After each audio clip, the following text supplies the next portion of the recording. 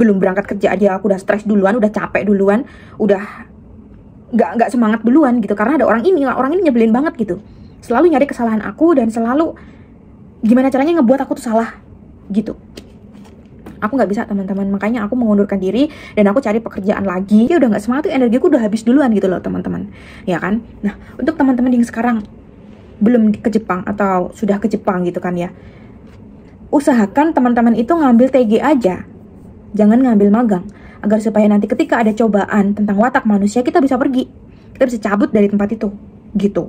Kalau udah magang kan nggak bisa ya, harus betah nggak betah di situ 3 tahun gitu ya. Itu cerita dari temanku yang orang Vietnam, karena dia di situ 3 tahun gitu kan ya.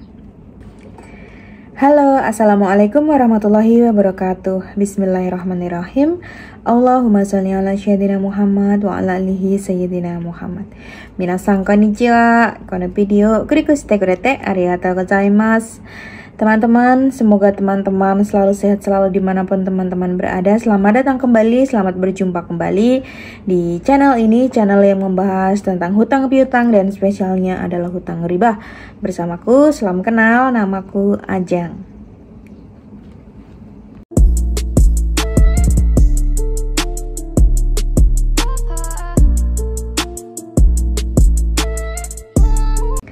Alhamdulillah teman-teman, diberi kesempatan lagi untuk buat video.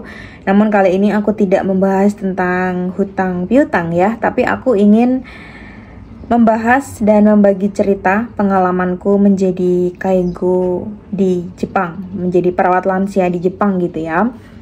Teman-teman, pasti teman-teman tahu dong, bekerja di luar negeri itu banyak tantangannya, banyak suka dan dukanya. Meskipun menurut aku banyak dukanya ya.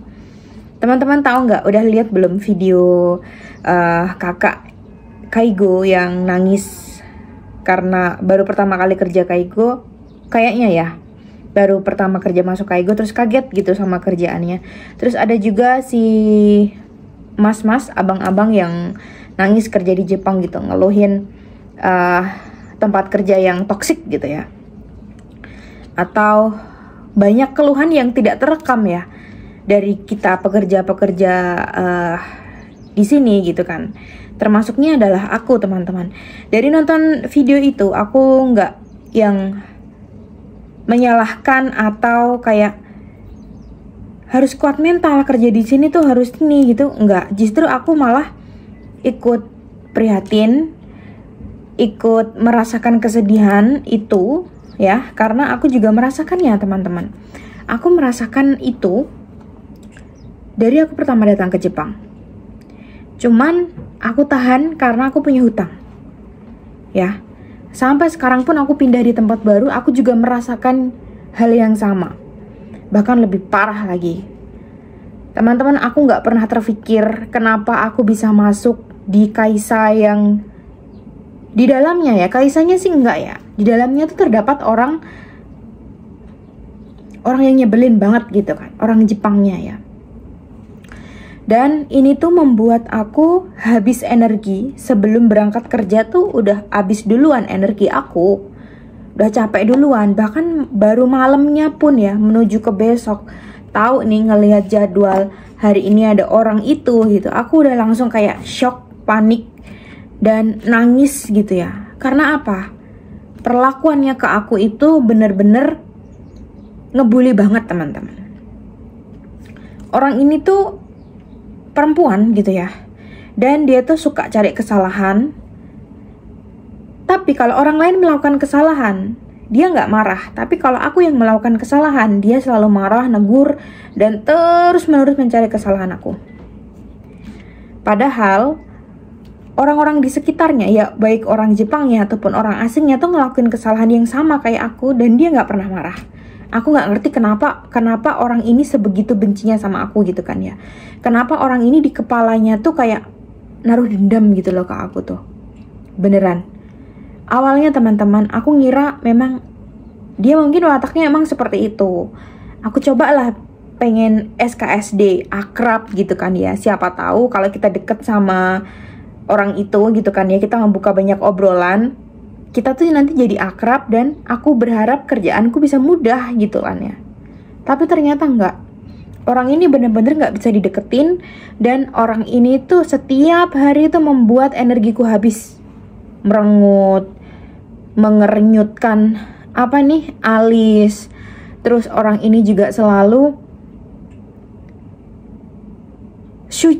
fokusnya tuh ke aku terus gitu. Setiap aku melakukan pekerjaan apapun itu kayak nggak boleh. Dikit-dikit nggak boleh, dikit-dikit salah. Dan dia selalu ngadu ke leader. Untungnya leader aku baik, teman-teman. Awalnya aku datang ke tempat baru ini ya, aku sampai nangis, teman-teman. Di dalam lift itu aku tanya sama teman Myanmar aku tuh, dia benci ya sama aku gitu, sambil aku nangis gitu kan. Oh enggak, dia emang kayak gitu tahu, sama anak baru tuh, sama orang asing, orang yang paling baru di sini pasti dibenci sama dia, pasti nggak disukain sama dia gitu. Waktu ini berlalu, teman-teman. Dari bulan 2 sampai sekarang bulan 6, aku nggak ada redanya gitu buat stres. Aku terus-terusan stres gara-gara orang ini. Aku terus-terusan ngerasa kalau kerjaanku hari ini pasti ada salahnya. Kerjaanku hari ini pasti dilihatin terus sama dia. Dan dia nggak pernah yang namanya ngomong baik ke aku. Dan aku nggak kuat, teman-teman. Aku resign lagi. Ya, karena aku nggak mau energiku terus habis ya. Gimana aku mau belajar, mau kerja, orang belum berangkat kerja aja aku udah stres duluan, udah capek duluan, udah nggak semangat duluan gitu. Karena ada orang ini nyebelin banget gitu. Selalu nyari kesalahan aku dan selalu gimana caranya ngebuat aku tuh salah gitu. Aku nggak bisa, teman-teman. Makanya aku mengundurkan diri dan aku cari pekerjaan lagi. Ya, sebenarnya kalau untuk Kaisanya ya, perusahaannya gitu baik, TSK-nya yang support aku juga baik gitu. Cuman karena ada orang ini, aku nggak bisa banget gitu. Udah kerjaannya berat, terus di sana aku sendirian orang Indonesianya, terus aku kayak dibenci terus, dibully terus. Udahlah, nggak kuat gitu, nggak mau pokoknya aku. Awalnya aku berpikir gini, teman-teman. Ini mah tergantung kitanya aja, kuat-kuatannya aja gitu kan. Ternyata nggak kuat juga ternyata, teman-teman gitu. Kerjaan itu, kalau kerjaannya berat tapi rekan kerjanya tuh baik, itu enak, teman-teman. Tapi kalau udah tempat kerjanya itu nggak enak, ditambah lagi orang yang nggak enak, double kan itu nggak enaknya.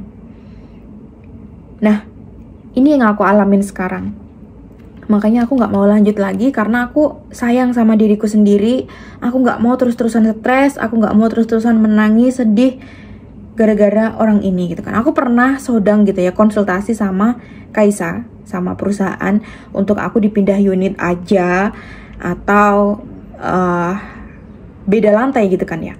Tapi aku gak mau aku udah stres duluan mikirin tempat kerjaku ini gitu kan.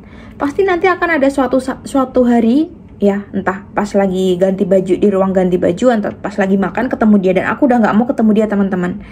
Dan kita memblokir atau memblok seseorang untuk tidak kita lihat itu tidak apa-apa ya. Kita itu boleh menghindari orang yang sedang terkena flu agar supaya kita tidak tertular gitu ya. Nah, kalau aku terus bertahan kayak misalkan aku di sini nih betah-betahin di sini gitu kan, cuman tantangan satu orang aja gitu kan. Tapi ya gara-gara satu orang ini energiku bener-bener habis, teman-teman. Aku dulu sebelum pindah ke sini, aku pernah konsultasi sama psikolog aku kan. Psikolog aku tuh bilang gini, dimanapun tempatnya pasti akan ada aja cobaannya. Tapi berdoalah cobaan itu tidak tentang watak manusia, karena itu akan mendrai energi kamu, karena itu akan membuat energi kamu habis. Nah, teman-teman, kalau udah energi habis itu mau ngapain aja udah nggak bisa. Jangankan buat belajar, jangankan buat kerja, kayak berangkat kerja aja udah nggak semangat tuh, energiku udah habis duluan gitu loh, teman-teman. Ya kan? Nah, untuk teman-teman yang sekarang belum ke Jepang atau sudah ke Jepang gitu kan ya, usahakan teman-teman itu ngambil TG aja, jangan ngambil magang, agar supaya nanti ketika ada cobaan tentang watak manusia kita bisa pergi. Kita bisa cabut dari tempat itu, gitu.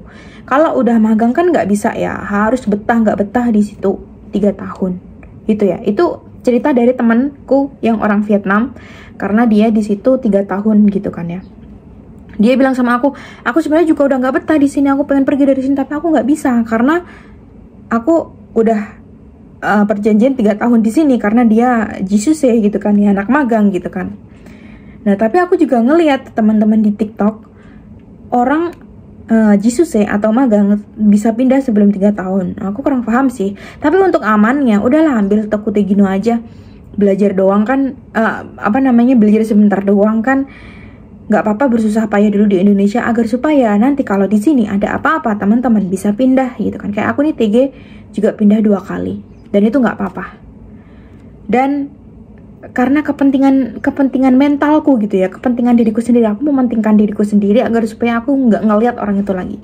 Dan setelah itu aku janji sama diriku sendiri untuk ngelihat orang itu terakhir kali adalah bulan 7 tanggal 15. Itu kan aku udah berhenti kerja gitu kan ya. Maksudnya tenang, sekarang memang harus bertemu dia beberapa kali lagi gitu. Tapi setelah itu kamu gak akan pernah ketemu manusia kayak gitu lagi selamanya. Karena kamu akan pergi dari sini, pindah dari sini. Dan kenapa aku bilang kayak gini ya teman, mungkin agak sadis gitu ya, karena dia juga sadis banget ke aku teman-teman. Bahkan ya, aku tuh juga nangis sama kayak di video kakak yang tadi gitu kan. Tapi aku gak record aja gitu. Aku lebih banyak nangisnya gitu. Aku lebih banyak stresnya gara-gara orang ini. Emang aku diapain sih gitu kan. Kalau pertanyaan kalian gitu ya. Teman-teman, aku selalu dicari kesalahannya. Aku selalu kayak ngerjain apa, dia tuh bisik-bisik ke temennya, ngomongin aku gitu. Padahal aku nggak pernah ngelakuin kesalahan sama dia tuh, nggak pernah teman-teman. Tapi kenapa dia tuh kayak setoksik itu sama aku, sebenci itu sama aku.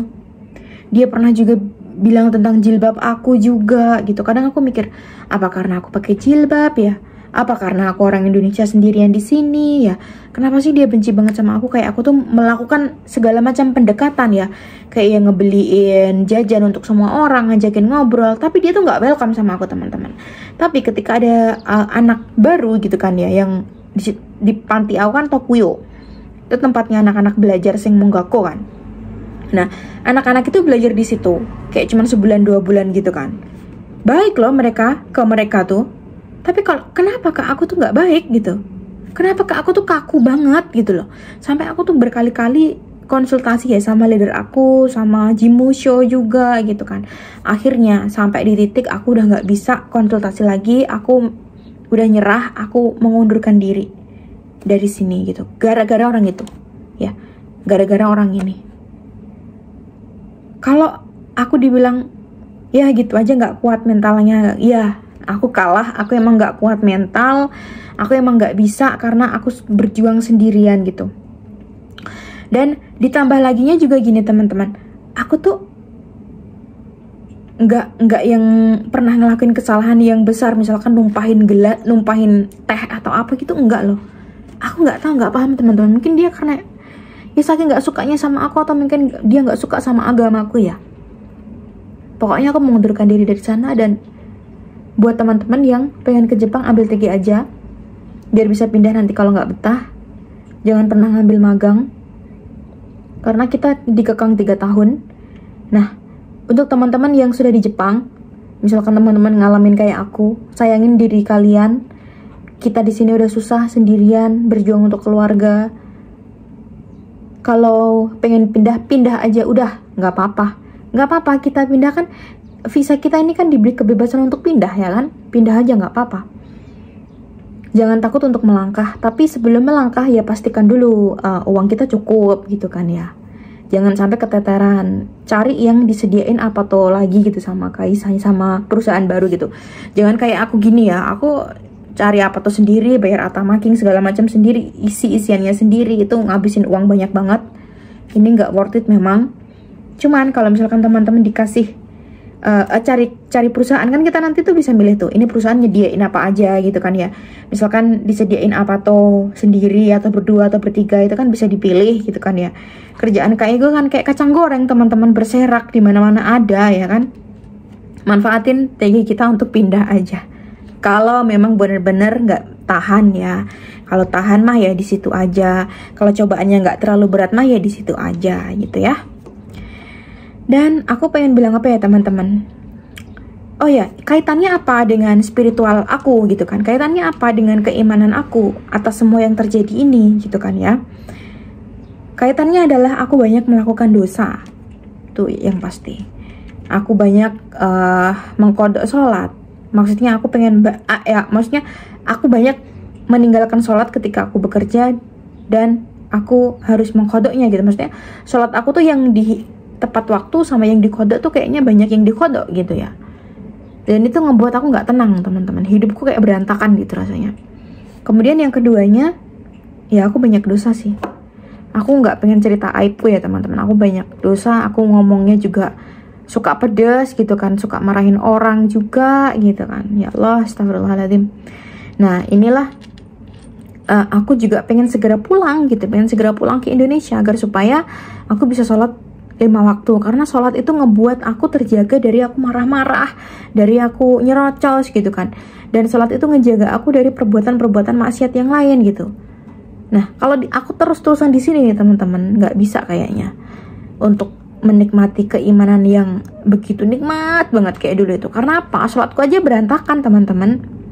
Sholatku aja banyak dikodoknya gitu.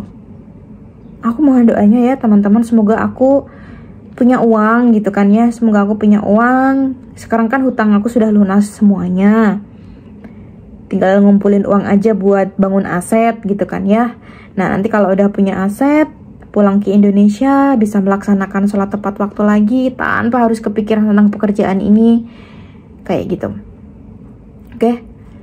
Mohon doanya. Aku juga mendoakan untuk teman-teman yang sedang berjuang, semoga tercapai segala cita-citanya apapun yang sedang teman-teman rencanakan, sedang teman-teman cita-citakan.